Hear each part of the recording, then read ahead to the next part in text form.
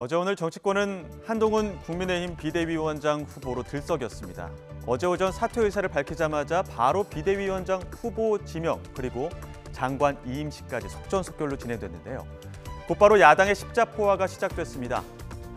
민주당 당대표 정무조정실장인 김영진 의원은 친위 쿠데타적 비대위원장이라며 과거 전두환의 안기부 출신 장세동을 소환했습니다. 들어보시죠.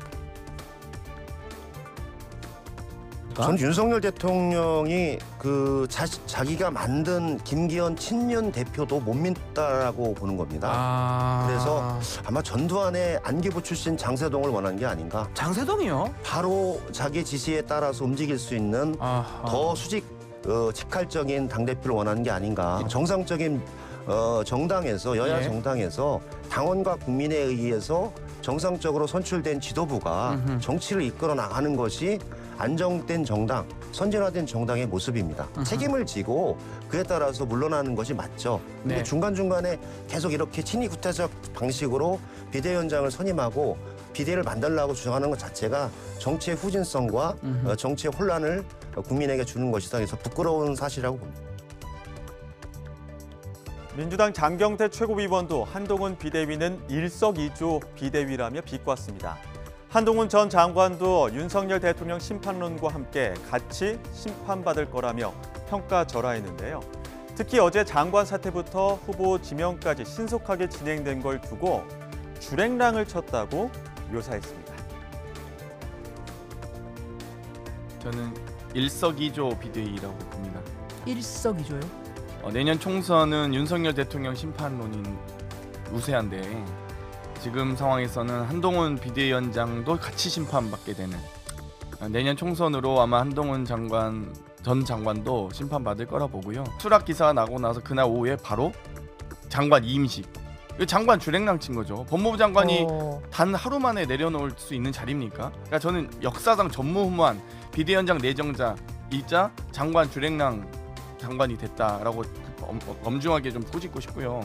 그리고 이제 질문하셨던 두 가지 선행 조건, 그러니까 성공적인 비대위원장이 되기 위해서는 딱 두 가지입니다. 네. 굿바이 윤석열, 굿바이 김건희를 외치시면 됩니다.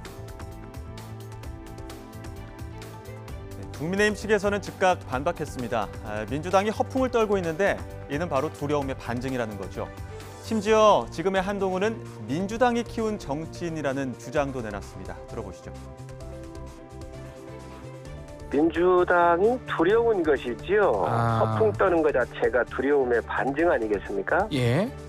한동훈 장관은 민주당이 키운 정치인이시지요. 민주당의 공세가 부정부패로 재판을 받거나 수사받고 있는 자당 대표를 방어하기 위해서 키운 거였거든요. 이 공정과 정의를 지키는 거에 자기 소신이 뚜렷했기 때문에 저는 한동훈 장관이 비대위원장까지 오게 되는 그런 과정을 고속도로를 전 민주당이 깔았다고 생각합니다. 아마 굉장히 두려울 거라고 생각을 해요, 저는.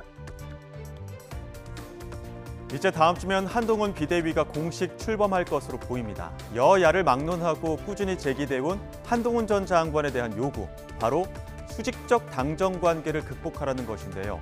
윤재옥 대표 권한대행 겸 원내대표도 이 문제를 직접 언급했습니다.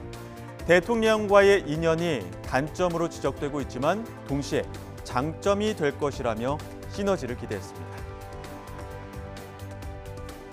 그동안 당정 관계에 대한 지적이 많았습니다. 이 표현이 옳은 것이라고 생각하지 않지만 이런 인식이 있다는 것 자체에 우리는 반성해야 합니다. 이와 관련해 한동훈 후보가 윤석열 대통령과 인연이 단점으로 지적되고 있지만 동시에 장점이 될 수도 있다고 생각합니다. 두 분 사이에는 기본적인 신뢰관계가 형성되어 있기 때문에 오히려 허물없고 진솔한 대화가 가능할 것입니다. 한동훈 후보는 소신이 뚜렷한 성격을 가지고 있다는 점 또한 향후 당정 관계를 활발한 시너지를 만드는 데 도움이 되리라고 생각합니다.